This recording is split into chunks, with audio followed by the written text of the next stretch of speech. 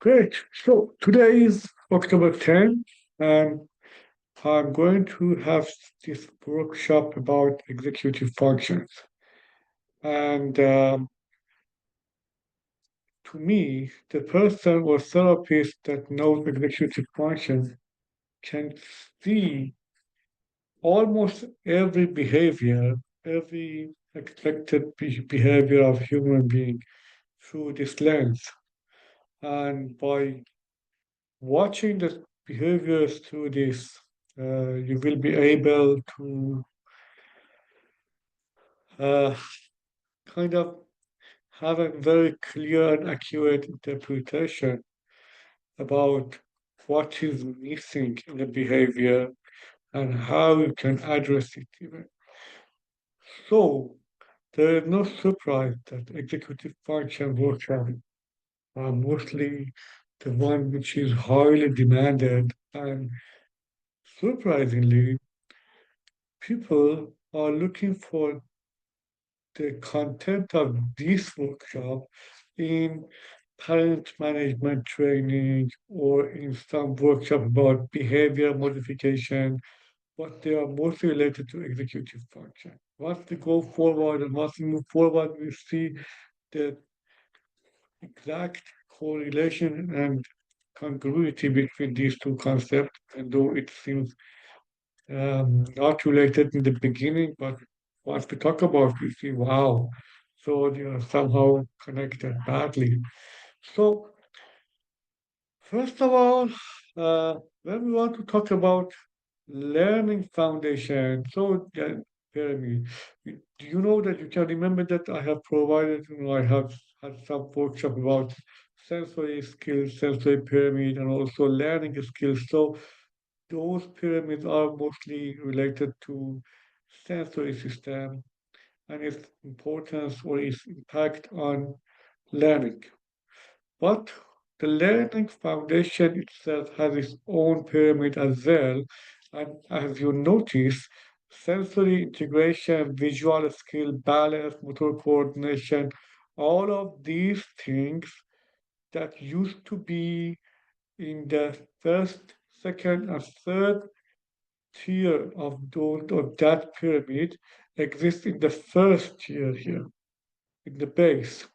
And then attention, memory, language, auditory and visual processing speed, and also phonetical awareness, they are in the cognitive processing skills.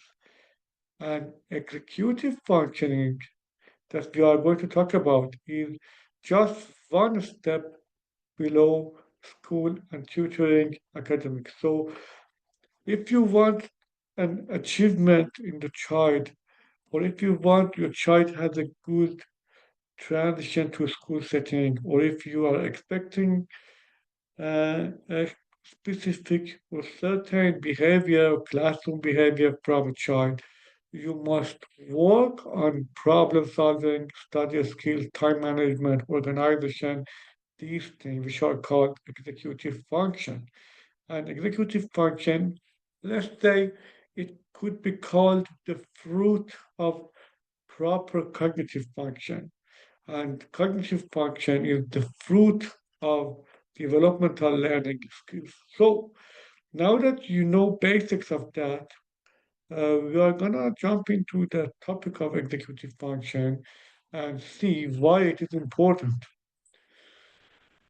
So executive functions are important because actually everything that we need about civilized behavior, about contractual behavior, about the rules, the social norms and rules, the social principles, and also what we need about flexibility upon limitation, that how can we live in a world of limitation, but how can we stay focused, goal oriented, and almost satisfied and happy? How we can continue living with among other people, um, and how we can accept the social settings in the meantime that we are looking for our own best interest and our own benefits. They are called executive functions.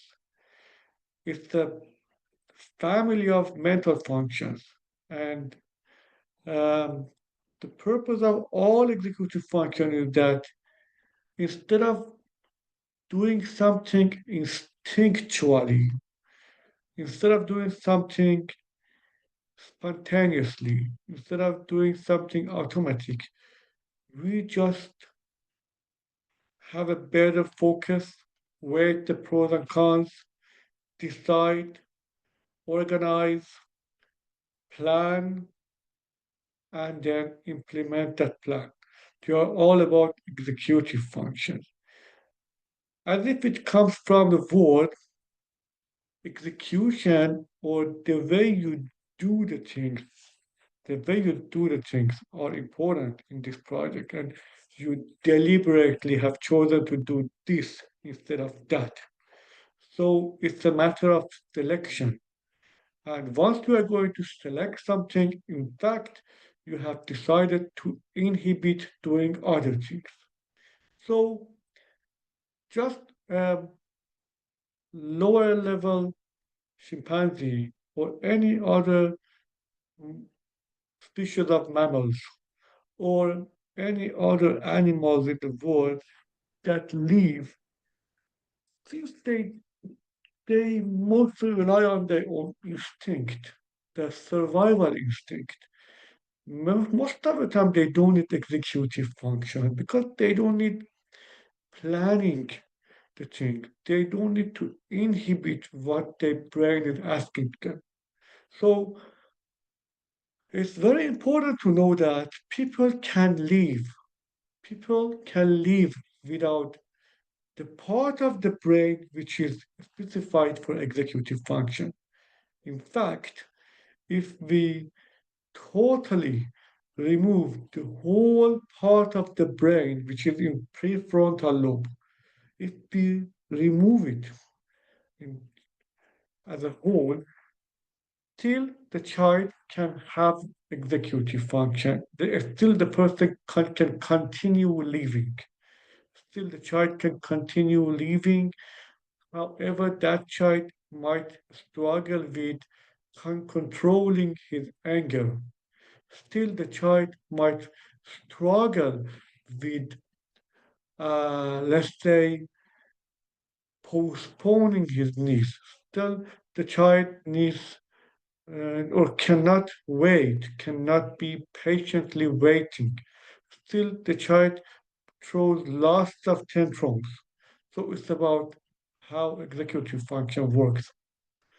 That people, if people want to live among people, if the people are going to show some civilized behavior, it is very, very important to have executive function. So there are three core executive functions that today we are going to talk about, which is called inhibitory control, working memory, and cognitive flexibility. Yes? And there are other higher order executive functions that, in fact, are somehow the combination of those three core functions. So, like the colors of red, yellow, and blue in art, or let's say red, green, blue in science, that are the three main colors.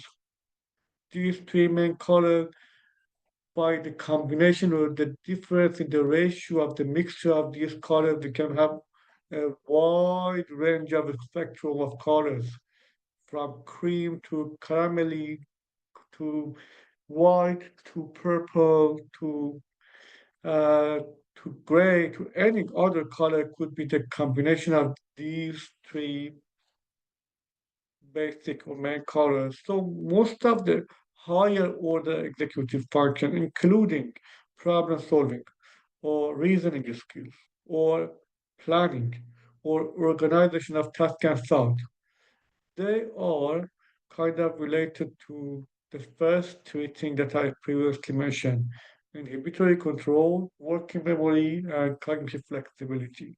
What are they and how we can improve them are in the next slides. First of all, it's about inhibitory control. So, inhibitory control of attention, selective or focused attention, self control, resist temptations, think before you act, and inhibit acting impulsively.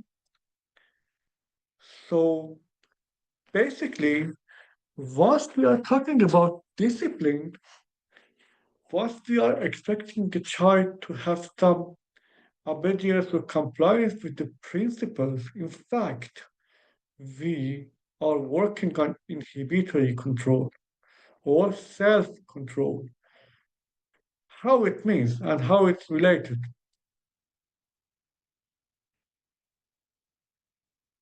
Our brain mostly works based on impulsions. There are plenty of impulsivity that lead us to do something. They are motivators. They are the motivation, internal motivation that push us to do something. Just imagine that if you see a very, very beautiful and apparently yummy cake and someone places it on the table, your instinct, you instinctually, as a little child that lives inside you, might want to try it, to test it, to touch it, to lick it, to squeeze it with the hand, or to jump into um, and starting into eating it immediately. But in the meantime, that you are tempted to do so, you remember that, oh, this cake is a birthday cake for my cousin, and I'm not going to touch it before it is because it is his cake and it is his day. So I should wait for my own birthday time, or I should wait till the end of this ceremony or celebration or party, and then I will ask my mom or dad to take me to some pastry and buy a cake for me, and we can play birthday party time together at home. Or if I'm very hungry, I should at least wait for a couple of minutes till my cousin blow the candles and then blow off the candle, and then I have time to have my own slice of cake. So it's about inhibitory control or self-control that helps you stay focused on a selected and expected level of inhibition, what to do versus what not to do. So, in fact, if you are going to inhibit yourself from doing that thing, you might feel sadness. You might feel, but I wanted to, but I like that. But in fact, you, in the meantime that you are pushed to do it, uh, you are tempted, you are tempted, but you feel maybe later. In fact, you are convincing yourself that maybe later. And that thing is very great. That thing can guarantee that you will be a valued member of the, the society or your community. So, there are several factors that impact the child with behavioral inhibition. So many of the children that we see or visit in clinical setting are the ones that are suffering from some sort of behavioral inhibition or lack of behavioral inhibition. And once we pay attention to the characteristics, we see that not only the child characteristics or genetics is kind of playing role in that manifest, but also the environment, the maternal characteristics, overprotectiveness, depression, and anxiety. lack of warmth in the family, and inflexibility are all other contributing factors. But how they are related, to be honest, that's the part or point that executive functions are very, very related to discipline or behavior management. Most of the time, there is a fight between our internal motivation and the expected behavior by the community or our social setting. Once they are having some incongruity, we learn how to adapt ourselves to those limitations.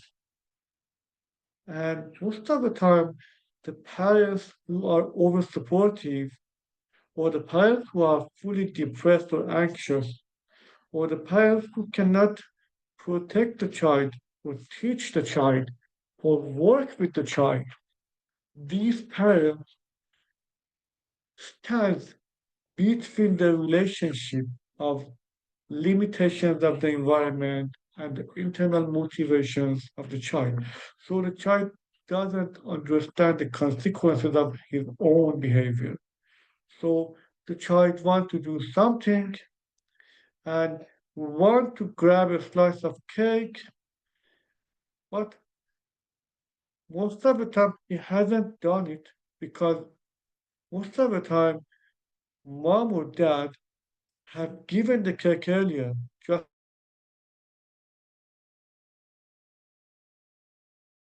before the child gets tempted. Or sometimes we see that the child wants to grab it, but no one says wrong. No one says it's not your birthday. No one says you should wait. Or if they say so, if the child throws a tantrum, they would feel okay, maybe he's not in a good day, so let's not having a kind of constructive feedback to him today, and we will start those talking about those limitations tomorrow, the day after. But in fact, the child hasn't learned about the consequences of his behavior. By doing so, he hasn't practiced behavioral inhibition. And sometimes the families are very inflexible, very, very unsupportive. The rules that some families set are not in accordance with the developmental needs of children. So the child must feel that his needs are not addressed in any way. So how the child can learn wanting something, that child has been in suppressed and submissive situation so that he hasn't paid attention to his power of will at all. So he hasn't gotten tempted, not because he didn't have temptation in himself, but because the limited, but because of the limitations in the surrounding environment that didn't give him a chance to try it, to show it at all. So there are many, many factors contributing to this part, but all of them somehow are related to if a child learns how to patiently wait for something, how to stop doing something, how to stop doing some activity and switch from one favorite one to another, how to sacrifice his own internal temptation over some request from the surrounding environment. That child has practiced behavioral inhibition, and for sure, that part by practicing gets better and better. So there is an improvement expected after working on that. But there are some activities that we can improve our inhibition, and the other thing that I have previously talked about, so we just say them very quickly. Simon say, red light, green light, freeze, conducting an orchestra, and elephant stampede. Okay, So these five things are the activities that you can play at home or along with the peers, along with the other children, that child can practice, okay? But the root or source of all of them are somehow doing a thing, getting excited, and then stop doing that thing. So it's about becoming excited so that our motor cortex and cortex are sensing and letting the impulsions start doing that, and then we stop it. Okay? So just imagine that you have asked your child to hold a drum and start playing the drum, drumming very loudly, and then you are saying that in the meantime that you are playing, I start playing guitar, but once I start playing guitar, you should stop drumming and let me play for 30 seconds. And after I tap on guitar with my finger, then it is your turn to start playing drumming again, to resume playing drumming, to drum, okay? And then you will teach your child how you can record a video of kind of orchestrate that each person has a designated role or activity or performance at the exact time it is your turn at the next time you should stop and someone else should play once we reach to this part of the music we together should play once I play low you should play high or the other formula or rules or principles we can agree upon and then ask the child to follow it as best time. So they are the things that can improve inhibition. And to be honest, once you make a fun memory with the child internalize those principles and rules instead of standing against them. So sometimes for people who are, for parents or therapists who are inflexible, these parents to therapists are behaving like dictators. And when they set out a rule, the child feels that, oh, this rule is unfair. The person who is setting that rule is not listening to me. So that person has stood in front of me and doesn't let me do what I want. But it's not the point that I'm enjoying the game or I'm not enjoying. I just have to do that because that person is stronger than me physically or by authority. So if a therapist can convince a child to keep doing something based on his own will, however, the child might feel that once I leave the room, I can do whatever I wanted, and the only reason that I'm following that therapist's commands is that he is stronger than me, and there is no way I have to follow him. Okay, so these things are not going to permanently make a change in inhibition. So once the therapist can activate some part of brain which is responsible about enjoying and having fun with those rules. In fact, the child doesn't appraise those rules as the thing that he has to do. He he it's better for him to learn. Once he learns them, he will gain more skills, and then he will be able to widen up a wider variety of games amongst other children. But if he can't do those rules, he will be isolated from playing with the other children who have learned those rules. Yeah, so the rules in the social game needs some level of executive function. And the child who will be thrown out or thrown away from some social setting, in fact, has shown beforehand that I'm not ready to do that. That's why he will be rejected by the other peers because other peers are playing, for example, snake and ladder, and that child restless and then wants to fidget and then wants to change the game in the middle, and then he rolls the dice and says, okay, I haven't gotten a six, so oh, the snake stung me or bit me, bite me, so oh, I don't like this game, no, no, no, and then ruining the game and leaving. So others feel that we cannot play with that person because he's ruining our game, he's destroying our game. So that's why it's important to make fun out of the activity related to inhibition.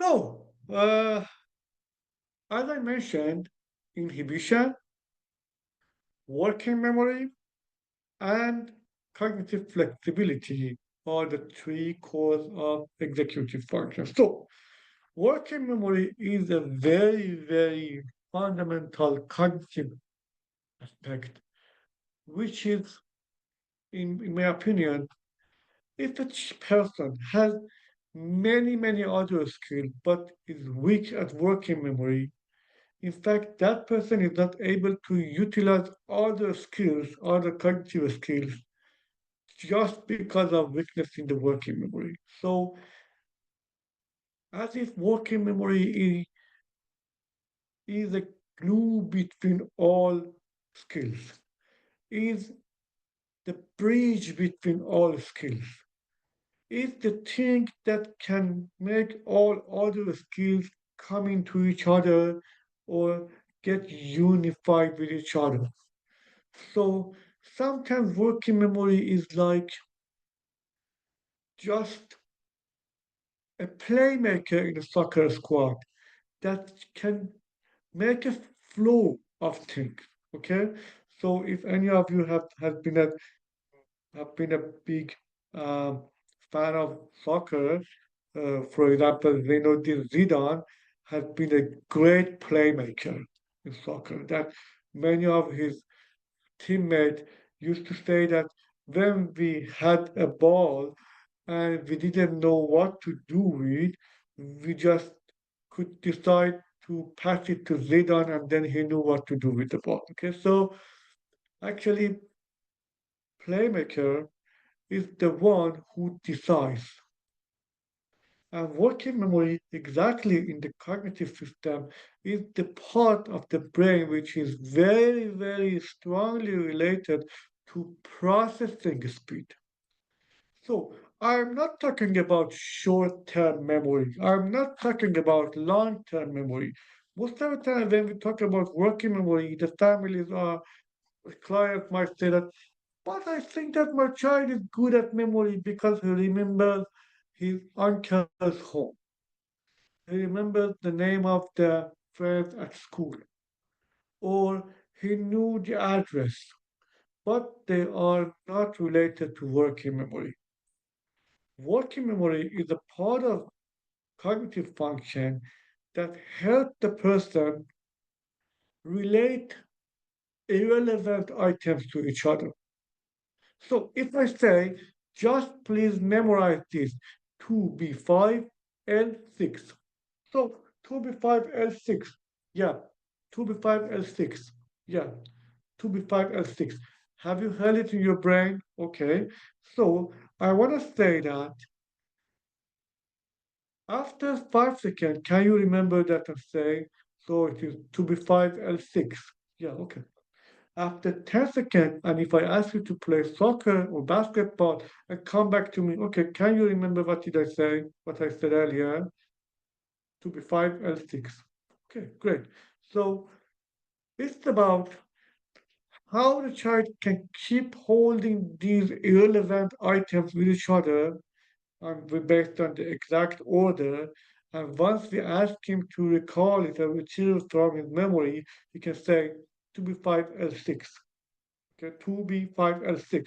Okay, so just imagine that you ask the child that instead of saying 2b5L6, he should say each of those characters one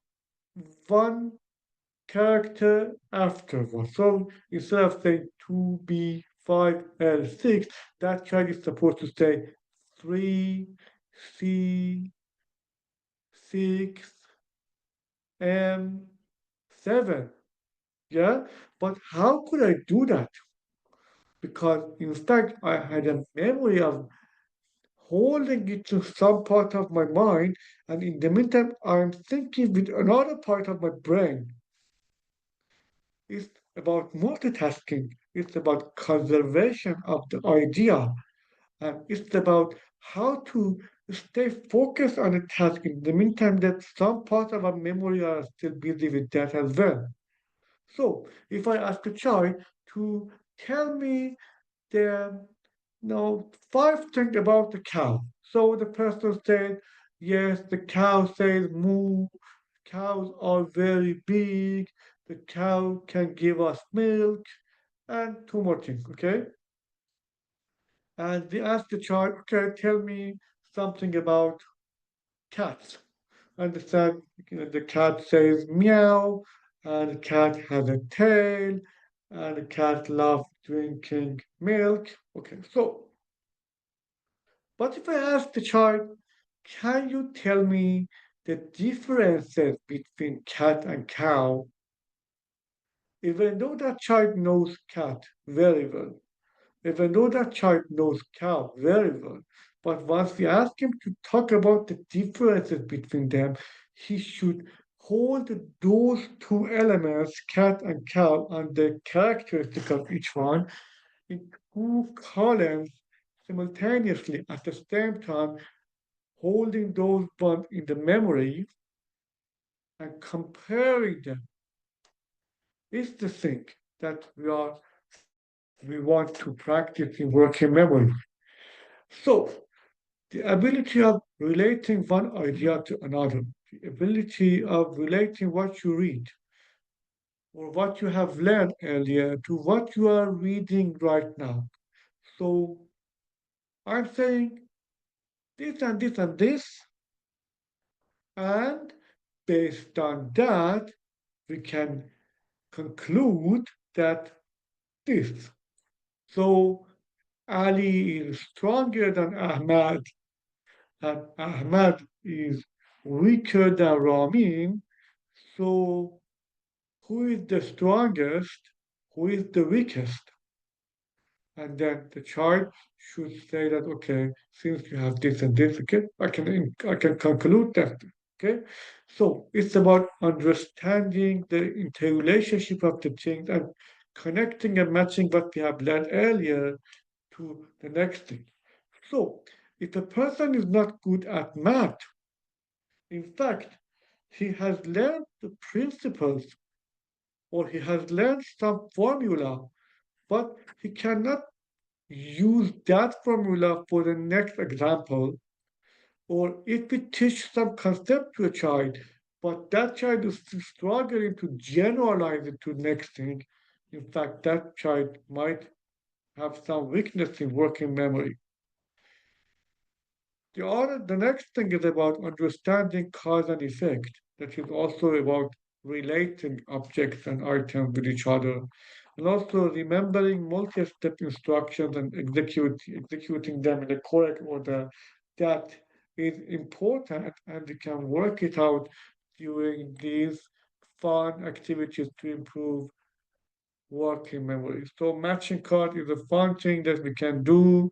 All of us know the next thing is use of calculator. So use of calculator is exactly about use of doing the multi-step instructions and executing them. So as if we write a few numbers and then we add them up to each other and we subtract.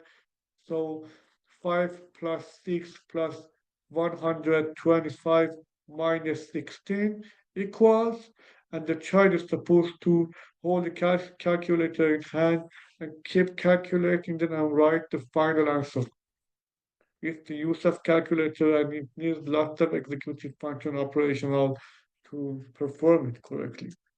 Or the other thing is about the grocery shopping task that we should make a list and then go for a shopping and ask the child to put the shopping items in the shopping bag, shopping cart, and then we check the list and check, or as if we can play the same task at home in a kind of role model to make a list and work on that.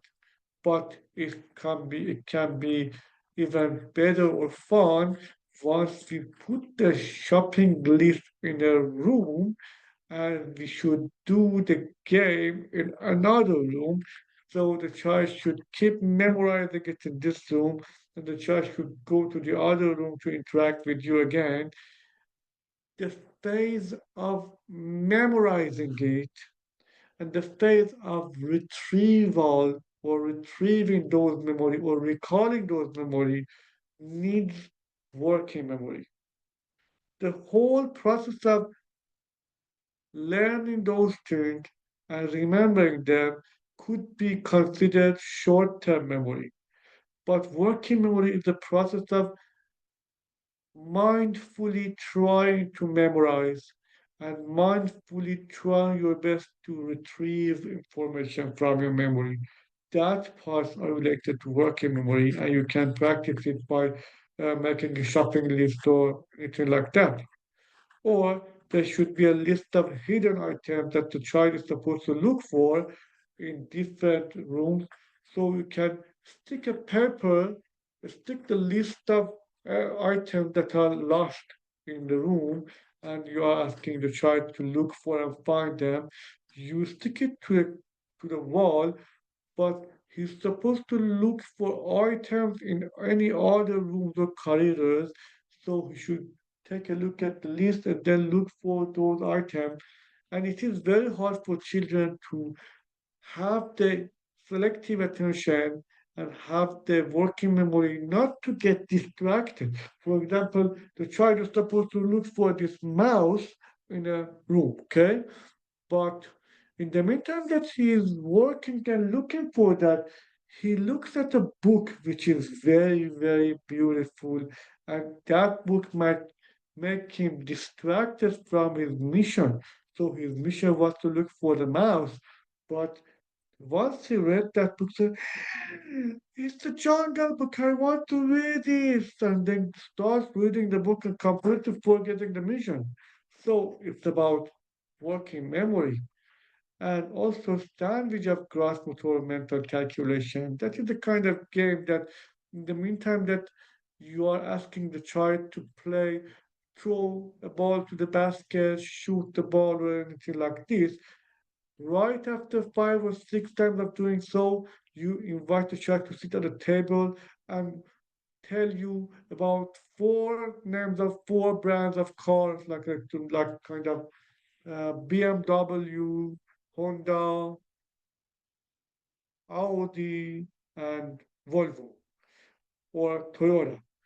And keep having it in mind that when you are mentioning 3 or 4 elements or character or item, it's better that the last item would be the most known or most famous one that the child can easily remember it. For example, if the child easily knows and uh, have been in interaction with apple or banana, for example, is very familiar to him, put banana or apple as the third or fourth item. So you can say, for example, you are gonna remember this thing.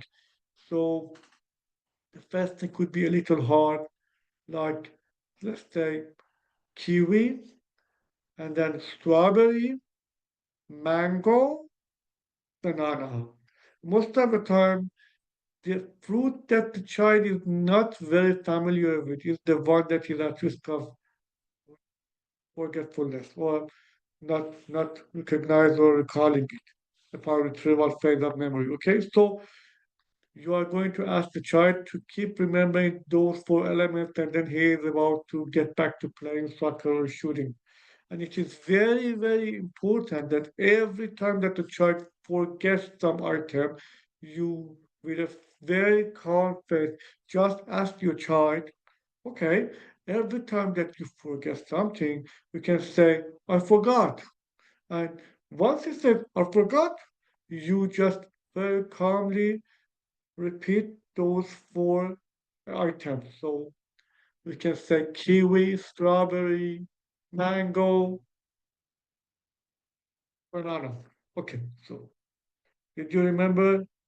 Can you say it? Okay, go and play soccer, come back. What were they? Can you tell me them again? Could you hold these four items in memory when you were playing soccer or basketball? Once we ask the child to keep holding the items in the memory and in the meantime playing soccer, in fact, we are improving how to internalize those processing speed, those process in the brain, and it is about working memory. So, and last slides are about cognitive flexibility that I think all of us know it, and it is the thing that make our civilized behavior guaranteed.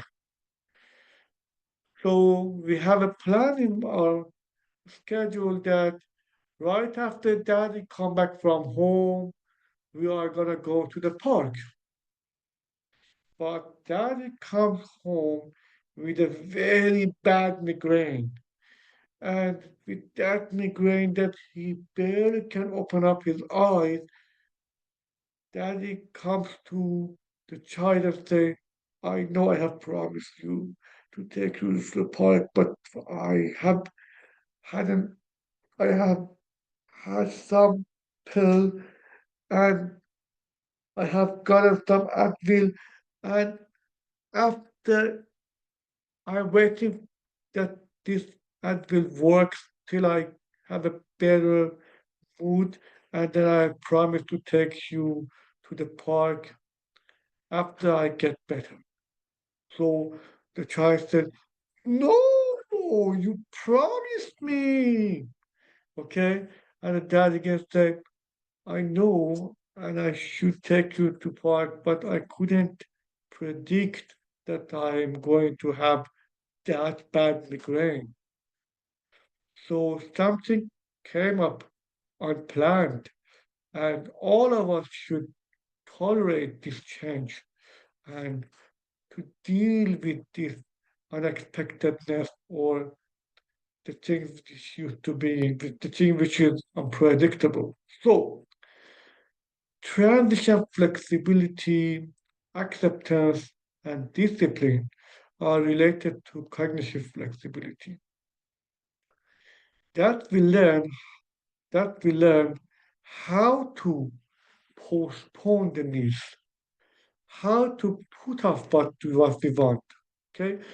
How to have, let's say, tolerance of listening no, change of the activity, switching from some favorite activity to least favorite activity, switching from the favorite room to the other room which seems boring to us. They are all about cognitive flexibility. So if a child prefers to play with a certain Lego in a certain way, and if we ask him to, okay, so now let's make a variation to your game. So let's do this instead of this. And the child throws up a tantrum saying, no, I don't want it. I just want to do it exactly this way. And then the mom and dad will say, okay. Just have fun. We are not going to push you to do the thing you don't like. So we play the way you want, okay? And then this child in similar situation was said a similar thing to his peers at kindergarten. In kindergarten, children would say, "Ooh, okay, so we prefer not to play with you." Or at school, that thing might get worse. Okay, so it's about cognitive flexibility and the fun activity that we can improve are these four things, are these five things that changing last minute and see the reactions. We can review and talk about it in advance that sometimes some last minute change happens. I can say that every day mom and dad have three three coupons for last minute change. So yes, even though I have promised you this, I have promised you 10 things today, and I have been in good standing with 7 out of 10. But these three things are the ones that today we can't do it. Okay? So I have taken you to the park. I have bought you ice cream. Oh, we have gone to the Toys R Us toy store. Oh, but we should not buy any toy today. But if you don't buy the toy today, tomorrow again we come here and I let you buy two toys. Okay? Do you accept this deal? No, I want it right away. I want it. I can't wait for buying that toy. And then that child hasn't shown cognitive flexibility. Again, at night we might read the moral stories. We can talk about the story that once upon a time there was a boy that couldn't wait. Once upon a time there was a boy that was taken to toy store, and then the child wanted to buy some Paw Patrol figure, but mom said, if you don't buy it today, I will take you to toy store to buy a collection of this. But unfortunately, the child cried and didn't accept the deal, and mom got sad, child got sad, daddy got sad, and even if everything happened like this, mom still didn't buy that toy, and they went back home. And since the child has cried, mom, who has decided to take him is tomorrow to the shopping, she didn't take him to shopping because he has broken a rule. So it's about the moral story that we are talking about. And then gradually children learn how to put themselves in the shoes of the characters of the story and learn from them. Or in the agenda that you give to the child, you can put some question mark, some point, some part of that agenda. And if a child asks, what is it? You can say, it's a surprise. We cannot talk about that right now, but once it happens, you will realize what it is. Or role model that sometimes you can be the one who is impatient, you can be the one who is inflexible, and you will ask your child to be your parent and deal with you and make it a big trouble for your child to manage your behavior. No, I don't want it. And whatever the child provides as a deal, you say, no, no, no, I just wanted to do that thing immediately, right away. And then see how frustrated your child becomes when he sees similar thing that he used to do to you. Now you are interacting with him the same way. So, and the last thing is about follow me, not him. And it is a thing that you align with his dad, both of you stand in front of the child, and you will say that, okay, you are going to do whatever I say, and please be mindful. You should not do anything that your dad is saying. Okay, it's a game. It's a game. We are playing that game. Okay, so I can say jump, and in the meantime that you are saying jump, the father might say, sit down.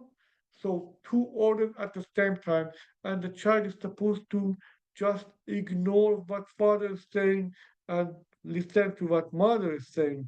And in the meantime, so mom starts saying, spinning, spin around, and then the father says, roll over, and who is the one that I should follow is mom. So I should ignore my dad's order now and I should keep listening to what my mom asks.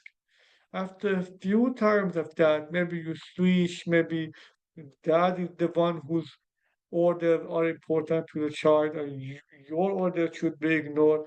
But after a couple of times of doing so, you take two characters, you make two characters. One character is when you have an order, the other character is unexpectedness or the changes. that the character of change is even in a higher priority than the character of regular you. So by doing so, a child can understand it in an objectified version that how he can follow the rules, how he can prioritize the unexpectedness and um, sudden changes, and how he can understand that sometimes it happens. Even he should get ready for that changes as well. So there have been three core elements of executive function with 4 or 5 games for each of them. Okay. Again, we review about this one. The elements of cognitive executive function: inhibitory control, working memory, cognitive flexibility. And we talked about them, we brought some examples, and now is the time that if any of you have a question, I will be more than happy to respond. Thank you very much, and thank you for your attendance and patience. Fine. So I stop recording video.